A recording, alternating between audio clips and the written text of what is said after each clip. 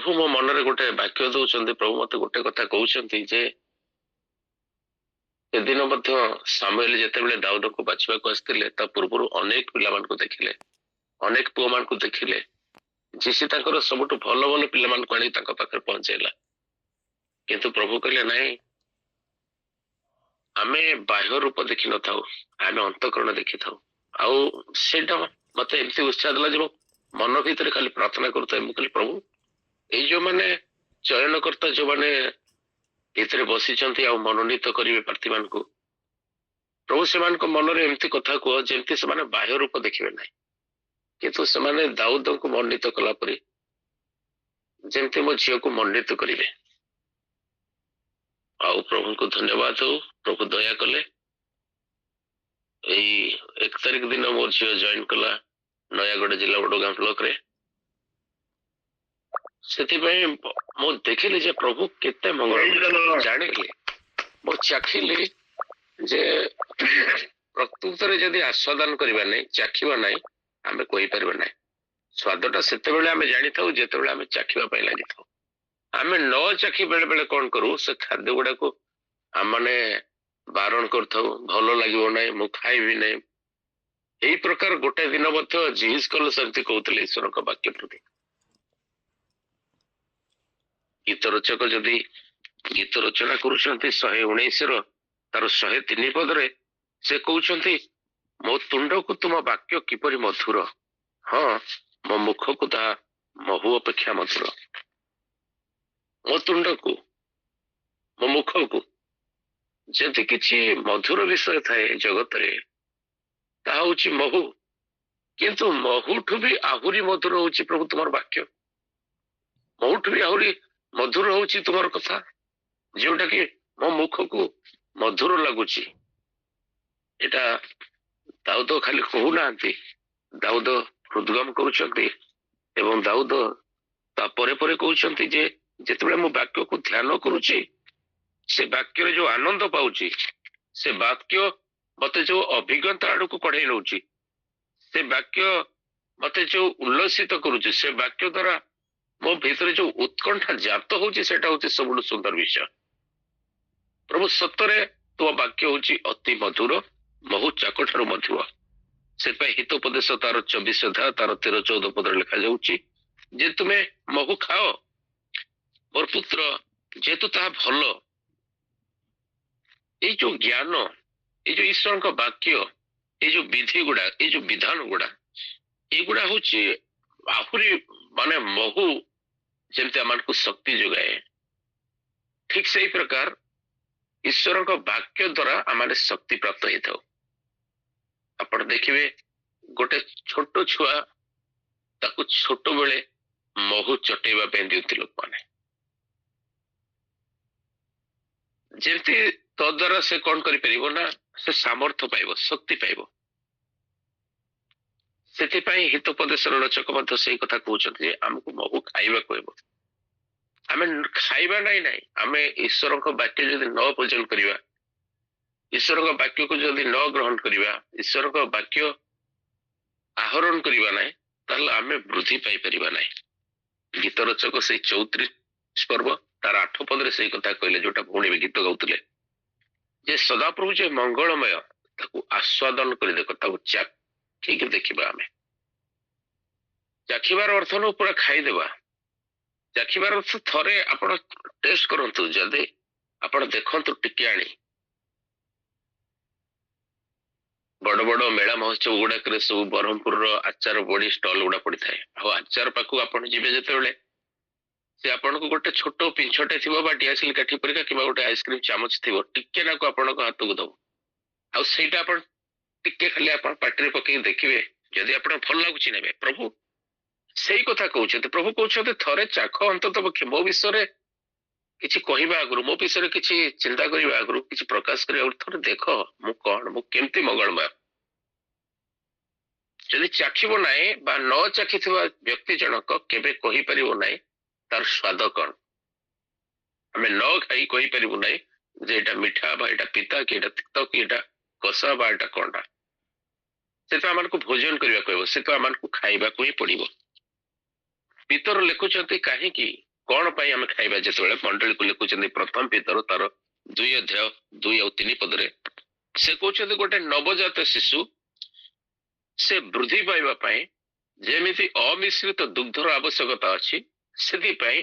परित्राण पाइबा पाई परित्राण अर्थे जदि वृद्धि साधन करबा पाई हम चाहू ताले आमान को ईश्वर को वाक्य आहरण करबा को हेबो। ईश्वर को वाक्य आहरण करबा द्वारा आमाने परित्राण रे वृद्धि पाऊ आमान को परित्राण को ता कढाई ने छोट पिलाटा जे प्रकार मां को क्षीर बिना बंची पारिबो नाही मां को क्षीर बिना बढ़ी पारिबो नाही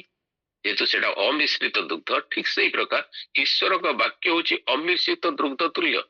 ईश्वर को वाक्य रे किछि मिसा जाई परिबो नाही किछि उणा करा जाई परिबो नाही। एई वाक्य को भोजन करबा द्वारा आमे कोन करिथाउ ना परित्राणार्थे वृद्धि पाऊ परित्राण आडको आमान को बढ़िबारे ता आमान को सहायता करिथाय। सेतै एबी पुस्तक रे लिखा गला तार 6 पर्व जदि आमे 4-5 पद देखो से माने एटा आस्वादन करूथिले सत किंतु केबे केबे आमे माने मत आस्वादन करबा को इच्छा करि नथाउ तार केतोटी कारण अछि काहे कि आमे चाहि नथाउ भोजन करबा पय काहे कि आमे चाहि नथाउ पान करबा पय ईश्वर को वाक्य को तार कारण होछि आमे अधिकांश समय वाक्य पाखरे झुंटी पडू वाक्य पाखु आसु आउ वाक्य को देखिला खणी आमान को भय लागे। एठी जेते बेले जिहिजी कलो तांकर चतुर्पार्श्वर गोष्ठी मान को देखुचंती तांको चारिपटे जो समस्त उपद्रवी लोक मान अछंती तांको चारिपटे जो प्रभु विद्रोही संतान मान अछंती सेमान को देखुचंती कौन कहिबे सेमान को केमते तांको मुख खोलिबे प्रभु सेति पय जीसस को कहउचंती जीसस को तार एक अध्याय जदि माने देखुचु 28 पदरे ताहले लेखा जाउची शेष आड़ को पुणी मु ताहा देखि मुह माड़ी पड़िली तहिरे मु वाक्यवादी एक व्यक्ति रब शुणिली वाक्यवादी रब आपण को परमेश्वर मोर परमेश्वर आमानकर परमेश्वर वाक्यवादी परमेश्वर कथा हेबा पई चाहते से आमान को सहित आलाप करबा पई चाहते आमान को सही आलोचना करबा पई चाहते आमे कोन आम परमेश्वर को निकट रे कथा हेबा पई इच्छा करू कि तांको निकट को आसु कि सेमती बसिबा पई टिके सेदिन एदन उद्यान को आसुतले से दिवस अवसान काल रे आदम एवं हवाଙ୍କ सहित किछि मुहूर्त कटेबा पई तांको सहित व्यक्तिगत भाव रे किछि आलाप करबा पई किछि आलोचना करबा पई किंतु दुखर विषय आदम एवं हवा तांको उपस्थित रु पलायन करूछंती तांको रब सुनी भय करूछंती लुचि जाउछंती डरुछंती काहे कि आज कोन हमकु तांको रब बा तांकर वाक्य शुणी भय लागुची कि डर लागुची कि आमे लुचि जीवा पई चाहूछु कि ना आनंद रे आग्रह रे तांको निकट को आसुछु तांको वाक्य शुणिबा पई श्रवणार्थे तांको निकटवर्ती हेबा अति उत्तम सबुटु भलो विषय होची शुणिबा पई प्रभुको निकट को आसीबा आउ जीस कल जेते बेले आसुछंती मुह माडी पड़ी जाउछंती वाक्यवादी से व्यक्ति को रब शुणुछंती सेते बेले से तांको कहउछंती हे मनुष्य संतान तुमे आपना चरण रे ठिया हुओ आमे तुम संगे कथा कहिबा पड़ी जाइछंती से उबुड होई कि मुह माडी पड़ी जाइछंती आ प्रभु कहउछंती हे मनुष्य संतान तुमे उठ आमे तुम सहित कथा कहिबा आज व्यक्तिगत भाव रे परमेश्वर इच्छा करूछंती आपण सहित कथा हेबा पई मो सहित कथा हेबा पई आमान को सहित कथा हेबा पई आमे टिके क्षण ताको निकट रे ठिया हेबा कि से आमान को तांकर अंतर रो कथा कहिबे से आमान को तांको मनर कथा कहिबे से जहा इच्छा करूछंती आमान को जणाइबा पई ता जणाइबे आ से कहिले 2 अध्याय 2 पद जीस कल रे से कथा कहिबा बेले आत्मा मो मध्य प्रवेश करी मते चरण रे ठिया कराइले तहिरे जे मो संगे कथा कहिले ताहाको वाक्य मु सुनिली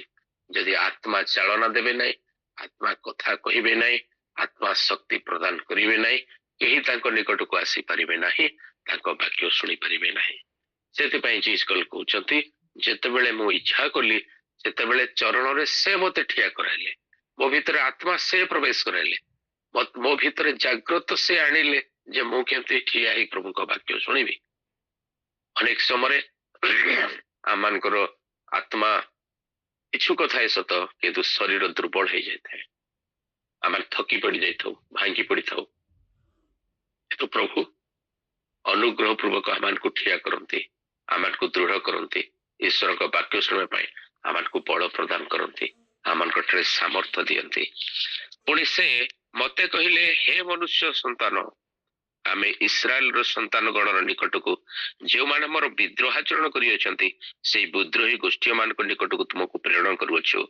से माने और से मान को पितृपुरुष माने आम विरुद्ध रे अपराध करी अछंती आज पर्यंत ही करू अछंती ते कहबे पई चाहउछंती जे एई इस्राएल गोष्ठी माने एमाने समस्त आम विरोध रे विद्रोहाचरण करूछंती विद्रोह आचरण आमर रप शुणु ना आम कथा मानु ना आम पथरे चालू ना तो से निकट तुमको ठिया हवा कहब से निमंते तुम्हें कथा कहबा कहब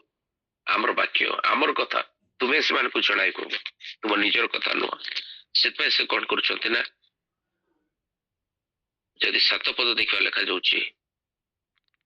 से माने अत्यंत विद्रोही हेतु से माने शुणंतु वा न शुणंतु तुम्हें से को आमर वाक्य सब कह शुणंतु कि न शुणंतु भल पांतु बा न पांतु बुझंतु बा न बुझंतु किंतु कहवा दायित्व होची तुमर तुम्हें जाइकी कुह से को कौन कहिबे से मात्र हे मनुष्य संतान आमे तुमको जहा कहू ताहा तुम्हें शुण तुम्हें सही विद्रोही वंश तुल्य विद्रोही हो ना अपना मुख फिटाओ आमे तुमको जहा देऊ ताहा पूजन करो तार अर्थ परमेश्वर चाहूले जीजकल जीवन रे जे जीजकल से माने जमती विद्रोहाचरण कर मो कथा शुणु ना अबाध्य होती तमें सेमती हो ना मु जहा कहूची मोठू शुण आ मु जहा कहूची मोठू शुणी सही कथा ही तुम्हें जाइए से विद्रोह गोष्ठी को कह एबे जीजकल केमती सेटा शुणिबे केमती सेटा अन्य मान निकट प्रकाश करेंगे आमे केमती अन्य मान निकट साक्षी हो पारिबा जेतेबेले निज व्यक्तिगत जीवन रे से सब को निजे लिभेबा नहीं निजे जदि से विषय को संग्रह करबा नहीं निजे जदि से विषय को आहरण करबा नहीं आमे केमती अन्य मान निकट रे कहि परिबा आपण गोटे स्थान को जाइछंती से स्थान रो सौंदर्य आपण को विमोहित करछि से स्थान रो प्राकृतिक परिवेश आपण को बहुत भलो लागिछि आ आपण बुली बाली के आसी जेतेबेले पहुंचुछंती आपण को सांग साथी मान को सहित बसुछंती से माने जेतेबेले पचारुछंती कोडे परिभ्रमण रे जिबा कोडे बुलीबा पे जिबा आपण को मोर संगे संगे बारे होची ए एटा गोटे बढ़िया जगह मु एमती गोटे जगह देखिथिली कि सुंदर जगह आमे गले भलो हेबो तार अर्थ होची आपण निजे जो विषयटा देखिछंती जानिछंती निज दृष्टि रे आपण को जा पसंद अछि आपण सेटा को व्याख्या करूछंती अनुमान को आगरे आ आपण एमती कहूछंती जेमती से कोन हे जीवना पूरा आपण को कथा को सुने ता भीतर गोटे आग्रह जात हे जीव जे हां से भाई कहते बढ़िया सुंदर जगह अच्छी आम से स्थान को जीवा तो सही प्रकार कथा होचे तुम्हें तुम निजर किसी कथा कहब ना तांको परिका तमें हेब ना मु जहा कहूँ मोठू शुणव आ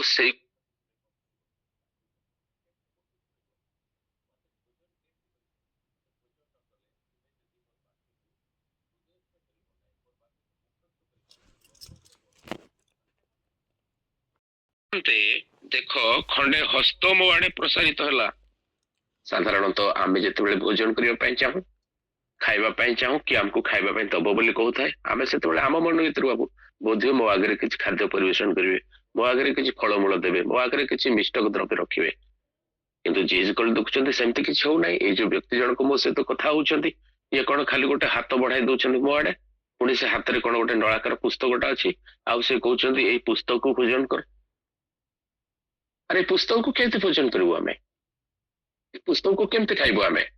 से दिन जो लिखित सुसमाचार 6 अध्याय जीशु से समान कथा कहते जीशु जो कहते मत भोजन कर बोली शिशु मान भर चिंता पड़गला रे या केमती गोटे भोजन करू पुणी से कहते मो रक्त मांस भोजन न कले तुम सहित मोर संपर्क ना संबंध ना तो यार रक्त को यार मांस को आम के भोजन करूँ जीशु कहले धर्मशास्त्र बोधे न जानी तुमान विघ्न कारण होची अरे मोर रक्त मांस भोजन करिवार अर्थ होची मो आत्मा आ जीवन मोर वाक्य को भोजन कर भौणी जड़े उपस्थापन करने पूर्व से कहते जे आदि रे वाक्य थे से वाक्य ईश्वर थे ईश्वर संगे थे से जो समान कथा कहते से समान से ही वाक्य जे देह धारण कर जगत को आसते से जीशु ख्रीस्ट तो से वाक्य रूपी ईश्वर से वाक्य अटंती ଆଜି ଈଶ୍ୱରଙ୍କ ବାକ୍ୟକୁ ଭୋଜନ କରିବାର ଅର୍ଥ ହଉଛି ସେଇଟା। ଜିଜକଲଙ୍କ ସମୟରେ ସେଇ କଥା ସେ କହୁଥିଲେ, ଯୋଉଟା ନଳାକାର ପୁସ୍ତକ ଆକାରରେ ଥିଲା ତାକୁ କହୁଥିଲେ ସେଇଟାକୁ ତମେ ଭୋଜନ କର। ଆଉ ସେଇଟା ଯେତେବେଳେ ସେ ତାଙ୍କ ଆଗରେ ସେଇ ହାତଟା ବଢେଇ ଦିଆଯାଉଛି, ସେଇ ପୁସ୍ତକଟାକୁ ଜିଜକଲ ଦେଖୁଛନ୍ତି, ସେ ନଳାକାର ପୁସ୍ତକକୁ, ସେଠି ଲେଖାଯାଉଛି 10 ପଦରେ 2 ଅଧ୍ୟାୟରେ, ମୋ ସମ୍ମୁଖରେ ତାହା ପ୍ରସ୍ତାର କରାଗଲା, ପୁଣି ତାହା ଭିତରେ ବାହାରେ ଲେଖା ହୋଇଥିଲା, ଆଉ ତହିଁ ମଧ୍ୟରେ ବିଳାପ, ଶୋକ ଓ ସନ୍ତାପର କଥା ଲିଖିତ ଥିଲା। ଯେହେତୁ ଚତୁଃପାର୍ଶ୍ୱର ଲୋକମାନେ ବିଦ୍ରୋହୀ ଥିଲେ, ଆଉ ବିଦ୍ରୋହୀ ଗୋଷ୍ଠୀ ଥିଲେ, ଆଉ ତା ମଧ୍ୟରେ ଜିଜକଲକୁ ସେ ସ୍ପଷ୍ଟ ଭାବରେ କହିଦଉଛନ୍ତି ତମେ ତାଙ୍କ ପରି ହୁଅ ନାହିଁ,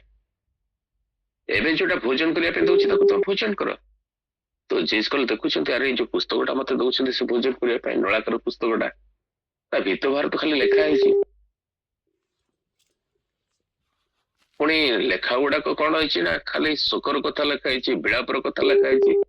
ସନ୍ତାପର କଥା ଲେଖା ହେଇଛି। ଏଇଟା କଣ ଭୋଜନ କରିହବ? ଏଇଟା କଣ ହଜମ କରିହବ? ଏଇଟା କଣ ଭଲ ଲାଗିବ? ଆମେ ସେଇ ବିଷୟ ଗୁଡାକ ପଢିବା ପାଇଁ ଚାହୁଁ ଯୋଉଟା ପଢୁ ପଢୁ ଆମକୁ ଆନନ୍ଦ ଦଉଥିବ, ଯୋଉଟା ପଢୁ ପଢୁ ଆମକୁ ଭଲ ଲାଗୁଥିବ, ଯୋଉଟା ଆମେ ସେଇ ପଦ ଗୁଡାକ ଆପଣ ଦେଖିବେ ବାଇବେଲ ଗୁଡାକ ଆଣେଇବେ ସବୁ ରେଖାଙ୍କିତ କରିଥିବୁ, ଯୋଉଠି ଖାଲି ଆଶୀର୍ବାଦ କଥା ଥିବ, ଯୋଉଠି ଖାଲି ଆମେ ଦେବା କଥା ଥିବ। ତ କେବେ କେବେ ଆମେ ବାକ୍ୟକୁ କଣ କରୁ, ମାନେ ନ ବୁଝି, ବାକ୍ୟକୁ ନ ପଢି ତାକୁ ଦେଖୁ ଦେଖୁ ମଧ୍ୟ ଆମେ କଣ କରି ଡରି ଯାଉ, ଆହରଣ କରିବା ପାଇଁ ଇଚ୍ଛା କରିନଥାଉ। ଆପଣ ଯଦି ବଂଶାବଳୀ ପୁସ୍ତକ କିମ୍ବା କିଛି ଲେବୀୟ ପୁସ୍ତକ, କିଛି ପାର୍ଟ ଗୁଡା, ଆଉ ଗଣନା ପୁସ୍ତକର କିଛି ପାର୍ଟ ଗୁଡା ଦେଖିବେ, ଯେତେବେଳେ ସବୁ ତାଙ୍କର ବଂଶାବଳୀ ଗୁଡିକ ଲିଖିତ ହଉଛି, ୟା ପରେ ସେ, ତାପରେ ସେ, ତାପରେ ସେ, ତାପରେ ସେ, ଆମେ ବାଇବେଲଟା ଯେମିତି ପଢିବା କଥା ସେମିତି ନ ପଢି ଖାଲି ତାପ ଏମିତି ଖାଲି ଦେଖିଦଉ। ତ ଏଠି ଜିଜକଲ କଣ କରୁଛନ୍ତି, ଖାଲି ଭିତର ବାହାରକୁ ଦେଖି ତାଙ୍କ ମନ ଭିତରେ ଭୟ ଆସିଯାଉଛି, ଏଟାକୁ କେମିତି ଭୋଜନ କରାଯାଇ ପାରିବ। ତ ଯେତେବେଳେ ସେମିତି ସେ ଭାବୁଛନ୍ତି, ପ୍ରଭୁ ତାଙ୍କୁ କହୁଛନ୍ତି, କଣ କହୁଛନ୍ତି, ଅନନ୍ତର ସେ ମତେ କହିଲେ, ହେ ମନୁଷ୍ୟ ସନ୍ତାନ, 3 ଅଧ୍ୟାୟ 1 ପଦ, ତୁମ ନିକଟରେ ଯାହା ଉପସ୍ଥିତ ତାହା ଭୋଜନ କର, ଯାହା ଦିଆ ହେଇଛି ତୁମକୁ ଖାଇବା ପାଇଁ, ଯାହା ମୁଁ ଦଉଛି ତୁମକୁ ଭୋଜନ କରିବା ପାଇଁ, ତାକୁ ଭୋଜନ କର। ଏଇ ନଳାକାର ପୁସ୍ତକ ଭୋଜନ କର ଓ ଯାଇ ଇସ୍ରାଏଲ ବଂଶ ସହିତ କଥା ହୁଅ। ଆଜି ଆମେ ଯେତେବେଳେ ଲୋକମାନଙ୍କ ସହିତ କଥା ହବା ପାଇଁ ଯାଉ, କଣ ଖାଇକି ଯାଉ, କଣ ଭୋଜନ କରିକି ଯାଉ, କଣ ନେଇକି ଯାଉ? ଈଶ୍ୱରଙ୍କ ସହିତ କଥା ନ ହେଇଯାଉ, ଈଶ୍ୱରଙ୍କ ଠାରୁ ବଳ ପ୍ରାପ୍ତ ନ ହେଇକି ଯାଉ, ଈଶ୍ୱର ଯାହା କହିବା ପାଇଁ ଚାହୁଁଛନ୍ତି ସେଇ କଥାକୁ ନିଜ ହୃଦୟରେ ରଖିକି ନ ଯାଉ, ଆମେ ନିଜର କଥା କହିବା ପାଇଁ ଯାଉ, ନିଜର ବଳରେ ଯାଉ, ଆଉ ନିଜର ଶକ୍ତିରେ ଯାଉ, ସେଠୁ ଆମେ ବିଫଳ ହେଇଯାଉ। ପ୍ରଭୁ କହିଲେ ସେମିତି କରିବ ନାହିଁ।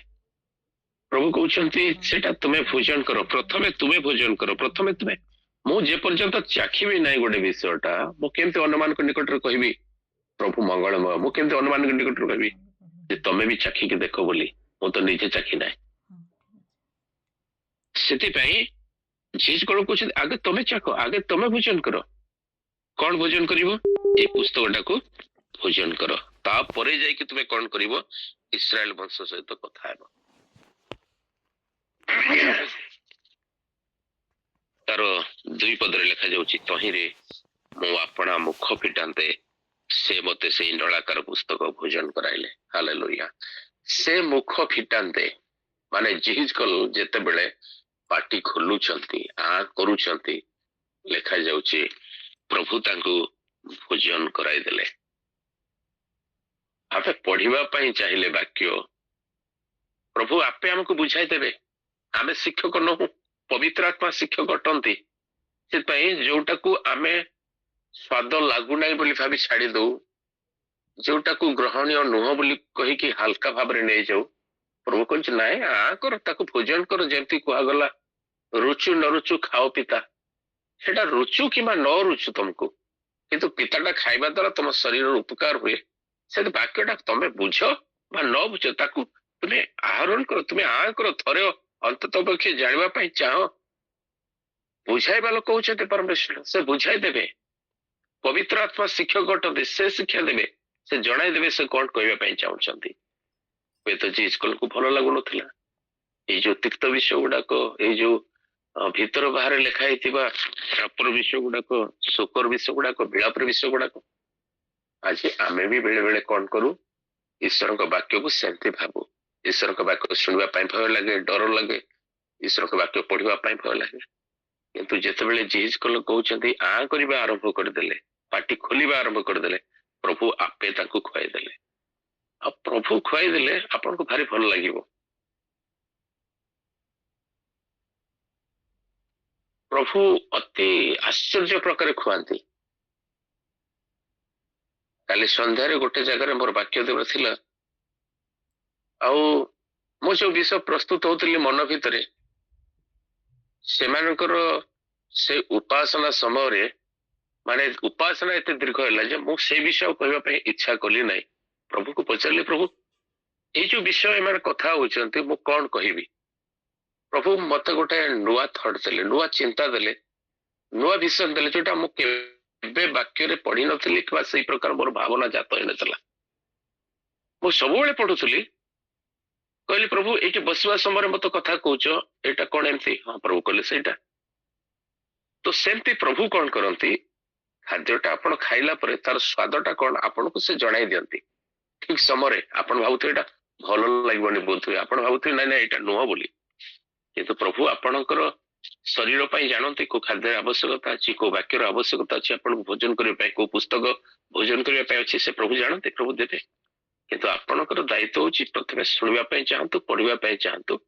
ପ୍ରଭୁ ତାପରେ ଆପଣଙ୍କୁ ଖୁଆଇଦେବେ। ଆପଣ ପ୍ରଥମେ ଆଁ କରିବା ଶିଖନ୍ତୁ। ତାପରେ ସେ କହୁଛନ୍ତି ଯେତେବେଳେ ସେଟାକୁ ସେ ଖାଇଲେ, ପୁଣି ସେ ମତେ କହିଲେ, ଦେଖନ୍ତୁ ଏଠି କେତେ ସୁନ୍ଦର ଭାବରେ ଲେଖାଯାଉଛି,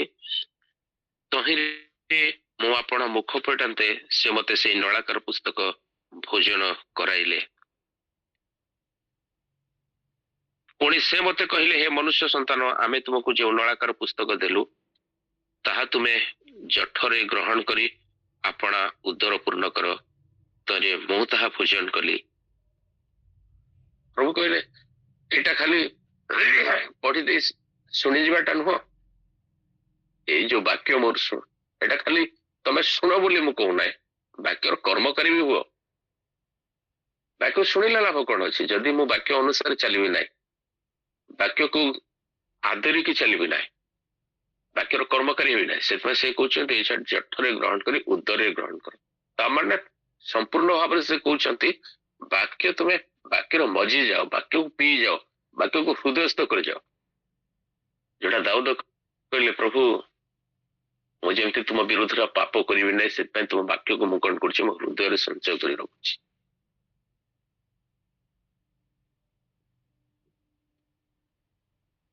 ତାଙ୍କର ବାକ୍ୟ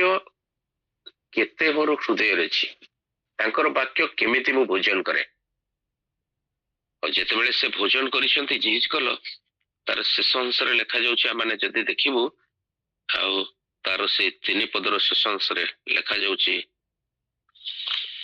ତହିଁରେ ମୁଁ ତାହା ଭୋଜନ କଲି, ଆଉ ମିଷ୍ଟତ ସକାଶୁ ତାହା ମୋ ମୁଖକୁ ମଧୁ ପରି ଲାଗିଲା। ଏବେ ସେ ଜାଣୁଛନ୍ତି, ବାହାରିଆ ଭାବରେ ଦେଖୁଥିଲେ ବାକ୍ୟଟାକୁ ବୋଲି ଭଲ ଲାଗୁନଥିଲା,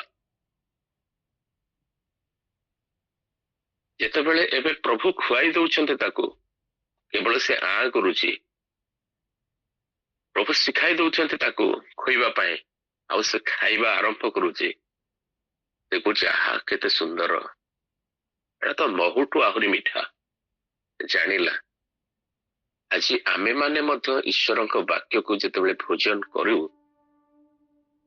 ଆମେ କରିସାରିଲା ପରେ ଜାଣିବୁ ହିଁ ଏ ବାକ୍ୟର ମାଧୁର୍ଯ୍ୟ କେତେ, ଏ ବାକ୍ୟର ମଧୁରତା କେତେ, ଏ ବାକ୍ୟର ଶକ୍ତି କେତେ।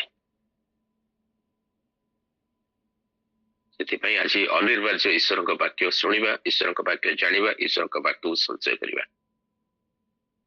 ସେଦିନ ଯେତେବେଳେ ଯୀଶୁ ଖ୍ରୀଷ୍ଟଙ୍କର ବାପ୍ତିସ୍ମ ହଉଛି, ପବିତ୍ର ଆତ୍ମା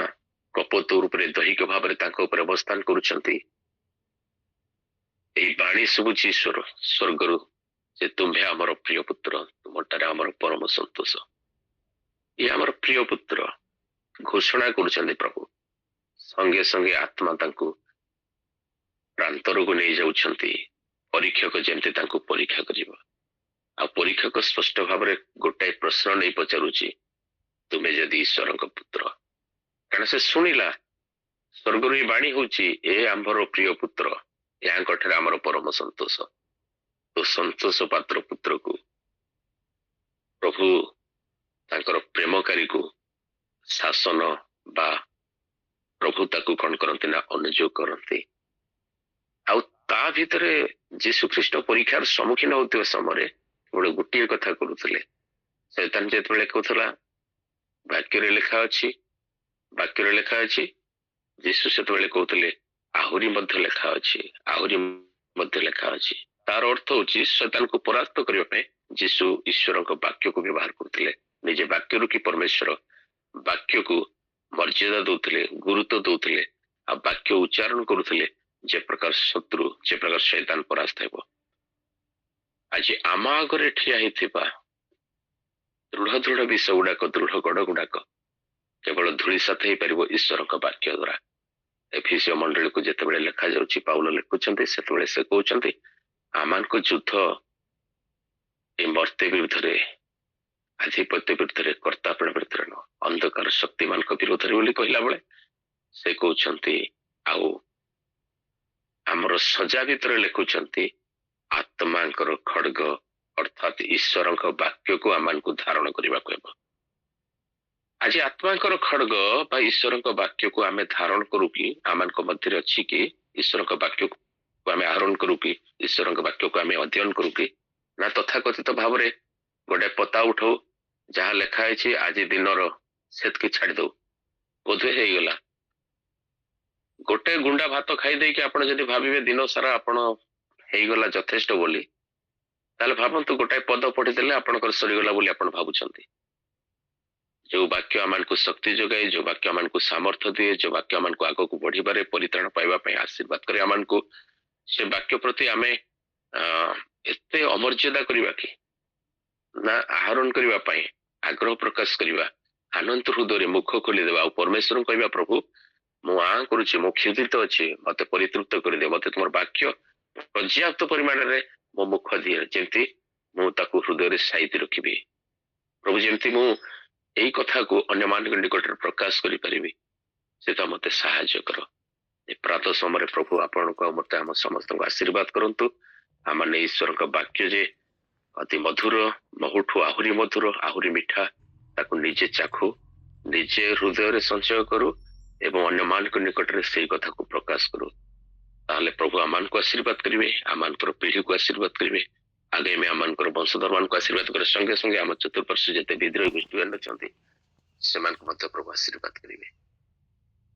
ସମସ୍ତଙ୍କୁ ପ୍ରଭୁ ଯୀଶୁଙ୍କ ନାମରେ ନମସ୍କାର।